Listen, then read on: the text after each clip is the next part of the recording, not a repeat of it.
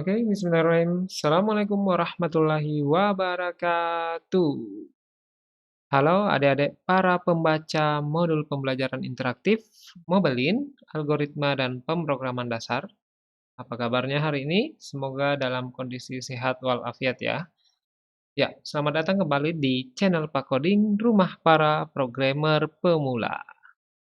Nah, pada video kali ini saya akan membahas mengenai konstanta ya, kebalikan dari variabel.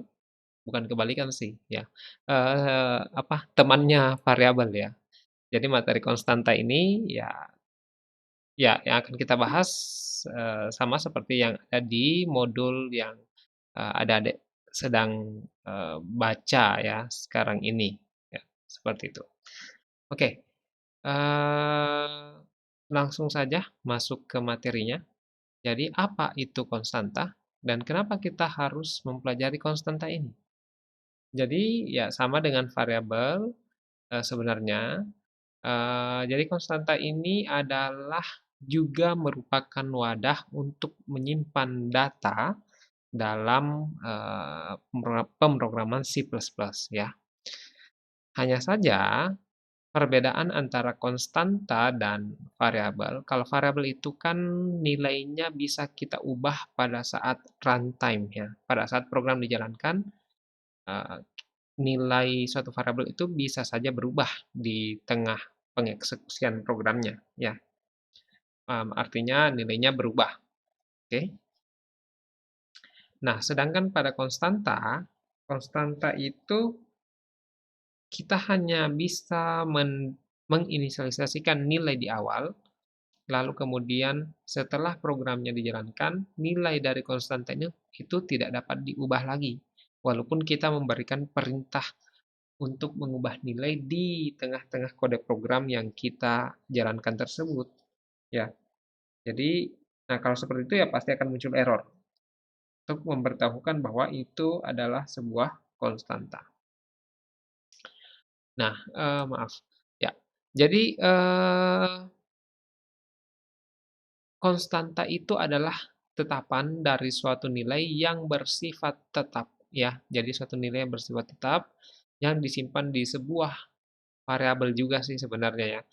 Di sebuah variabel yang hanya bisa diisi sekali saja dan nilainya tidak boleh diubah pada saat program dijalankan. Nah, variabel itu kita sebut dengan konstanta, ya. Bedanya cuma di situ, kalau variabel boleh berubah-ubah nilainya, sedangkan konstanta tidak. Nah, cara pendeklarasiannya pun sebenarnya berbeda, yang akan kita bahas di slide berikutnya, ya. Jadi intinya konstanta ini, jika nilainya akan ditetapkan sebelum kompilasi program, dan jika program sudah berjalan, maka nilainya atau data tersebut yang tersimpan dalam konstanta itu tidak bisa diubah di sepanjang source code program, ya. Jadi walaupun di tengah kode programnya kita inisialisasikan nilai yang baru, maka itu tidak akan bisa mengubah nilai dari yang sudah ditetapkan di awal sebelum program dijalankan. Jadi proses eksekusinya dari atas ke bawah ya, secara berurut di fungsi main. Oke. Nah, bagaimana sintaks pendeklarasian dari konstanta itu sendiri? Jadi, ada dua cara untuk mendeklarasikan, konstanta. Cara yang pertama adalah, eee, dengan menggunakan keyword const, ya, keyword const. Nah, sintaksnya adalah keyword const, kemudian tipe datanya apa, kemudian nama konstantanya apa, kemudian sama dengan, dan nilai tetapan yang akan kita masukkan ke dalam konstanta tersebut. Nah, kalau kita lihat perbedaan mendasarnya antara pendeklarasian konstanta dan variabel biasa hanya pada bagian ini saja, ya kan? Ada tambahan const di sini, keyword const. Nah, kalau ini dihilangkan berarti ini sebenarnya adalah variabel biasa. Tapi karena kita menambahkan keyword const di depannya, maka ini eh, variabel ini sudah menjadi konstanta bukan variabel biasa lagi, ya. Nah, di sini jadi kita lihat ada const tipe data, jadi kita harus menentukan juga tipe data dari konstanta ini. konstanta yang akan kita deklarasikan ini. Jadi kalau konstantanya akan menampung nilai desimal ya deklarasikan dengan tipe float. Kalau karakter ya pakai char. Kalau bilangan bulat ya berarti pakai integer. Begitupun dengan nilainya, nilainya harus sesuai dengan tipe data dari konstanta ini. Atau konstanta tipe data dari konstanta harus menyesuaikan dengan nilai yang akan disimpan ini. Ya, oke. Jadi operator sama dengan berarti nilai ini menandakan bahwa nilai yang ada di ruas kanan operator sama dengan akan disimpan pada konstanta yang berada di ruas kiri dari operator sama dengan. Nah, contohnya misalnya seperti ini. Nah, misalnya pi ya, misalnya begini. Float ya, float,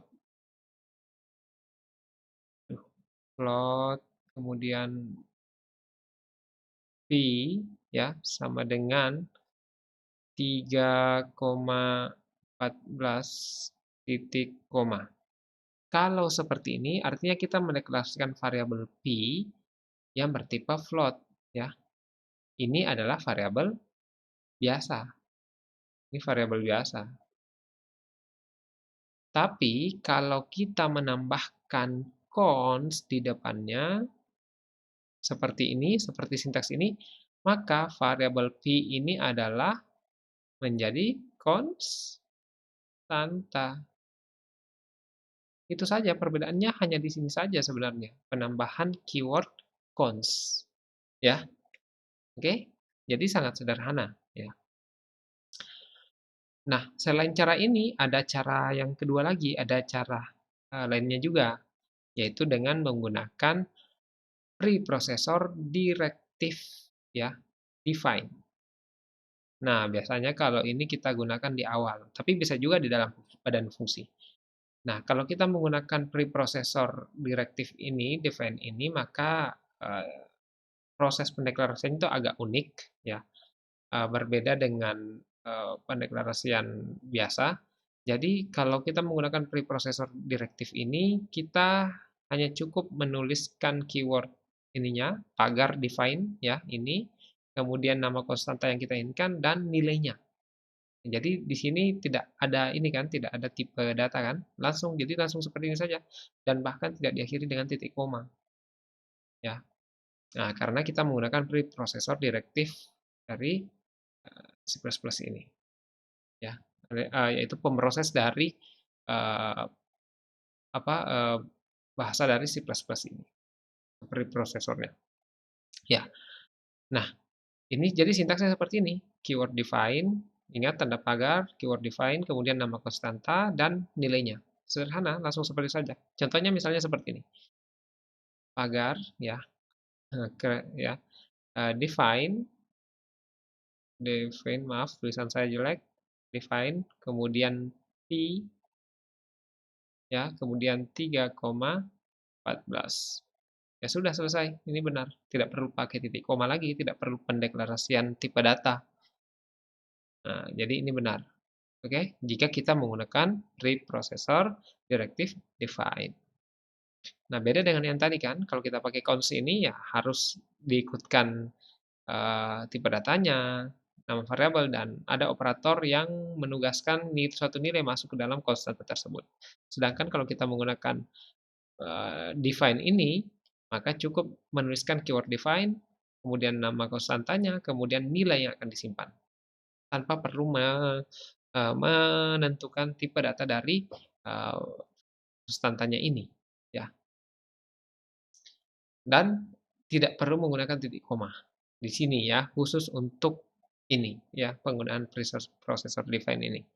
Preprocessor directive maksud saya. Oke? Nah, jadi adik-adik itu adalah dua cara untuk mendeklarasikan konstanta dalam bahasa pemrograman C++. Jadi ingat, konstanta adalah pada dasarnya adalah sebuah variabel, hanya saja